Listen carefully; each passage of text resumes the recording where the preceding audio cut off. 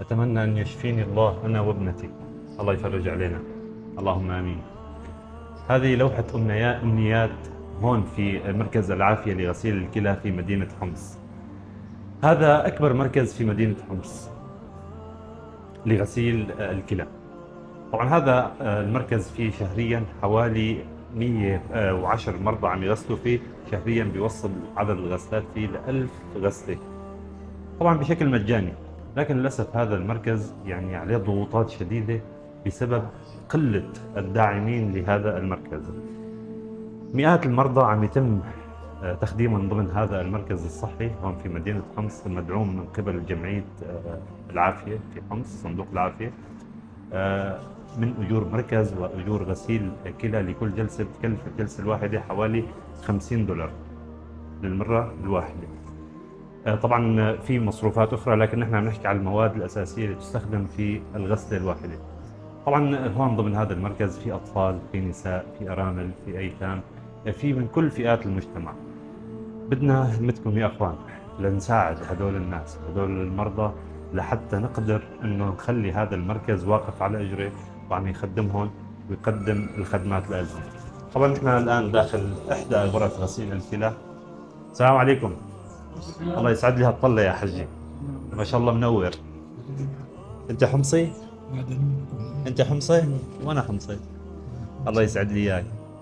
عليك ألف عافية يا أنا حجي. سوري، نحن سوريين. اي والله، والله نحن سوريين، اللهم لك الحمد. الحمد لله، الحمد بس لله. لا، نحن الحماصنا شوي عندنا تحزب لحالنا. سبحان سبحان. يعني تخيل مثلا قل لك انا حموي، بدك تقلب وشك فيني. لا والله. تحب لا والله. لا الحموية؟ والله. الله يسعدك يا حاج. الحمد شو صار لك لله. بتغسل حجي؟ شي 7 سنين. 7 سنوات. هون بنفس المركز؟ لا، بالمركز صار لي شي سنتين. سنتين. قبلها كنت بالهلال، نعم. وقبلها بالرازي يعني.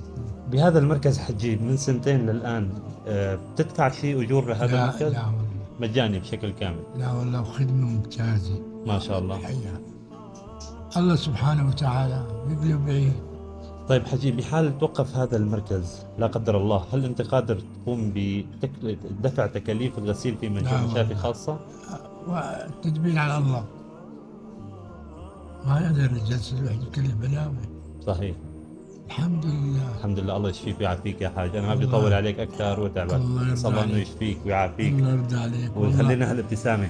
إذا مثل ما شفنا في عدة شرائح من المجتمع موجودة هون.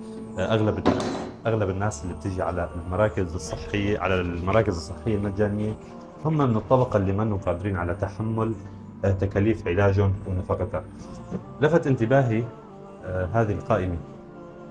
ذكرت وقت اللي كنت بالابتدائي كانوا كل شهر يحطوا أسماءنا على لائحة الشرف، أول الثالث الثالث، لكن هذه القائمة هي قائمة بأسماء المرضى اللي مواعيدهم موجودة هون ضمن هذا المركز، وبيجوا بيغسلوا فيه.